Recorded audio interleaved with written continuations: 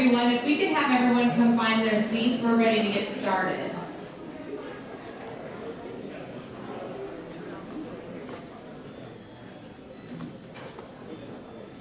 I hope you had fun and you learned a lot.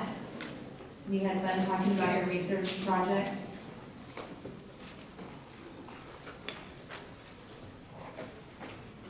I'm going to have Dr. Shariska Peterson introduce Dr. Cabelli. Shariska is our very first gynecological oncology fellow in the state of Kansas. So we're excited to have her today.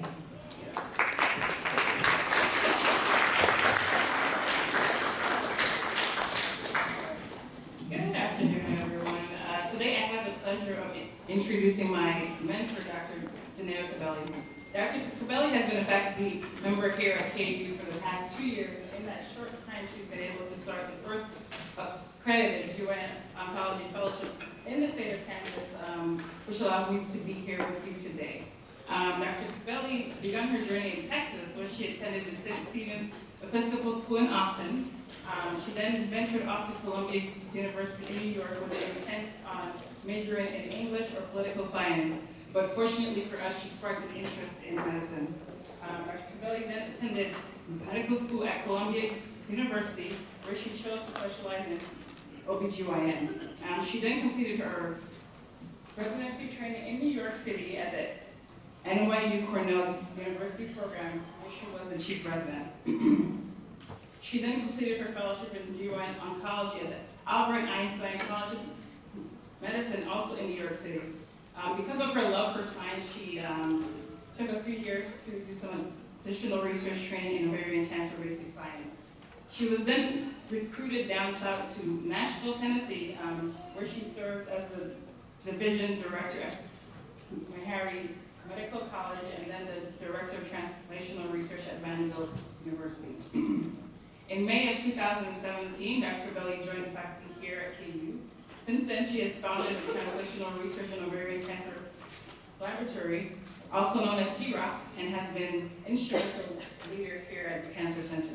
Dr. Cabelli is considered a visionary, a trailblazer, a brilliant scientist, exceptional physician, educator, and patient advocate. She has received numerous awards and honors and was most recently inducted into the American Society of Clinical Investigation.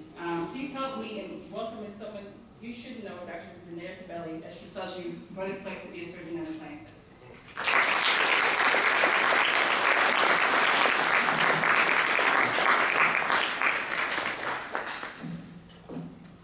Well, thank you. What a wonderful turnout this afternoon. Good afternoon. Congratulations. First of all, congratulations to all of you for all of your hard work this summer. Isn't research awesome? Yes.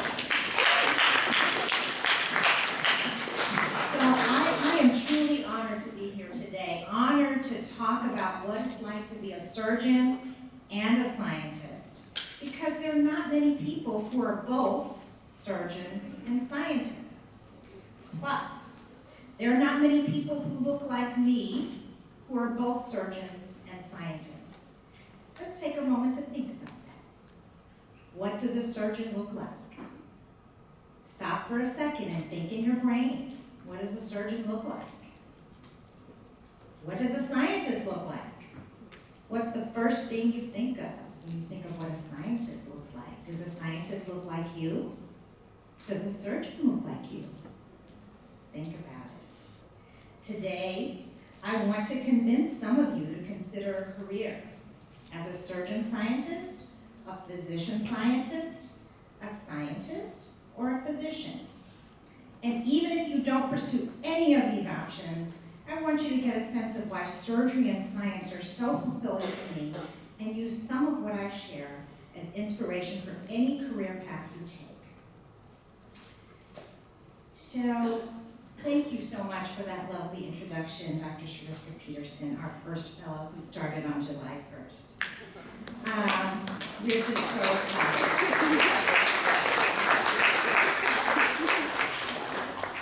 As she said, my name is Dineo Cabelli. I'm a professor of Gynecology and Cancer Biology. I'm also the Vice Chair for Research for the Department of Obstetrics and Gynecology and Division Director of Gynecologic Oncology. I co-lead a group of labs focused on ovarian cancer, and my own lab is the T-ROC lab, because we're trying to be like Rock Chalk at KU, the Translational Research in Ovarian Cancer Lab, where we're developing new treatments for ovarian cancer. And my proudest achievement is truly becoming the founding fellowship director for our first accredited gynecologic training program in the state of Kansas. So what does gynecologic oncology mean in plain language? It's hard to say, isn't it? Gynecologic oncology. It's even harder to explain. For instance, to my grandmother, who kept asking me through all those years of training, honey, when are you going to be a real doctor? So the highly specialized field of gynecologic oncology encompasses treating women's cancers below the waist. Now, you all are high school students, so we'll talk about a little bit of that. So below the waist, women's cancers, uterine cancer, so the uterus is the womb, cervical cancer, the mouth of the womb, ovarian cancer, where ovaries create eggs that get fertilized, that eventually make babies. So most of these cancers are reproductive cancers, but we also treat vaginal and vulvar cancer. Gynecologic oncologists are surgeons, so we perform robotic-assisted hysterectomies, meaning using robot-assisted instruments. So it's really, really cool. If you ever see this, you can YouTube the Da Vinci robot.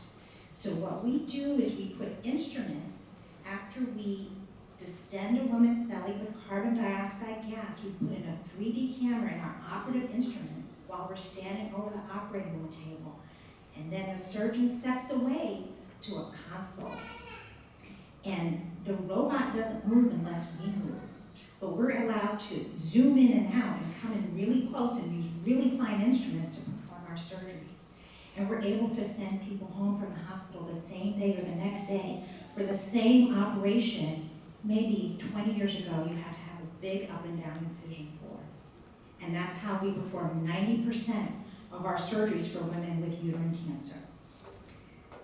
Gynecologic oncologists also perform really more radical surgeries where we have to open up a woman's belly and take out cancer that's spread from ovarian cancer throughout the entire abdomen. Sometimes we have to remove a piece of bowel and reconnect it.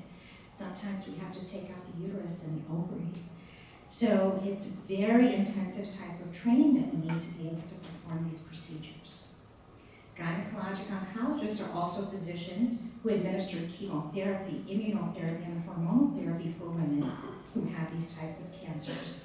And we care for women throughout their diagnosis and their treatment.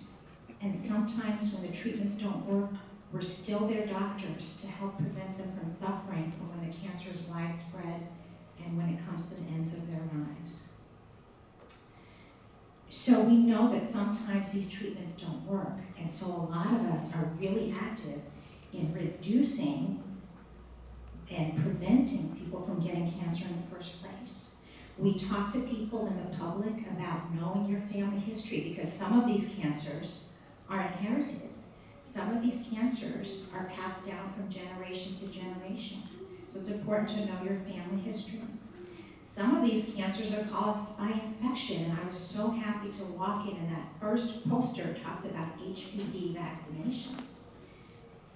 HPV vaccination has the potential to eliminate cervical cancer and other types of cancer. Australia is a country that's on track to do so. Unfortunately, HPV vaccination in the state of Kansas and the state of Missouri are far below the national standard. So I'd like you all to spread the word. HPV vaccination and getting the HPV vaccine is a cancer prevention method. Spread the word. What else do gynecologic oncologists do? We are clinical researchers. We run clinical trials, and some of us, a few of us, are also scientists who run labs and make new discoveries. So, Dr. Peterson went through a little bit of my background, but let me pause here to talk about how I became a scientist. I was required to be in a research lab as part of my training, my first year of fellowship as a gynecologic oncologist. So you all are lucky that you're starting out much earlier in high school being exposed to science. I was a late bloomer, okay? So I had to be in the lab and I didn't really know what to do with a pipette. I was really pretty pitiful. They had to train me from scratch, right? But the exciting thing is this was in 1998, the height of the Human Genome Project. Now we talk about molecular testing, genomics, all these fancy terms. At that time, we were still sequencing the human genome. And the lab that I was in was sequencing one of those genes. So I got to be in this very exciting environment. And another thing that was exciting is we discovered that even though cancers look the same under the microscope, they behave really differently. So there's something about the fundamental molecules and alterations within each tumor that make it behave differently. And that sparked my interest because I wanted to figure out a way to help people individually and not just give the same treatment to everybody. So my clinical knowledge as a gynecologic oncologist evolved and developed along with my interest in research. So why did I focus on ovarian cancer? Ovarian cancer is the deadliest gynecological cancer. In the United States, about 25,000 women are diagnosed each year, but 3/4 of them will eventually die from disease. It is a deadly cancer. And the reason it's so deadly is almost 3/4 of women are diagnosed when it's already spread. If we could detect it early, we could cure it. But most of our patients come to us when it's already widespread in the abdomen. So we need new ways to detect ovarian cancer early, before it spreads. And once you have it, we need better treatment so that women can live longer. I know this firsthand because I take care of these women in my clinic and I operate on them. So when I come to the lab, I'm on a mission. Our lab's mission is to extend and improve the lives of women who are diagnosed with ovarian cancer by developing new treatments that can help women live longer without as many of the bad side effects. And so I go back to my fundamental training. What do we use in our lab? Molecular tools. We look at the molecular background of the tumors that we are studying in the lab. We use cell biology and mouse models of ovarian cancer. And I love being in an academic environment because I get a chance to teach students, residents, fellows, and talk to my patients about their condition and what we're doing to try to help them. I also love coming to events like this because I think it's so important that we educate ourselves and the public about ovarian cancer and other gynecological cancers that most people don't really know anything about. So all of this sounds like a lot of work, doesn't it? Yeah. A lot of what I do. And it is a lot of what we do. It is a lot of work, but it's so very fulfilling and I wouldn't trade it for anything. This type of work requires energy.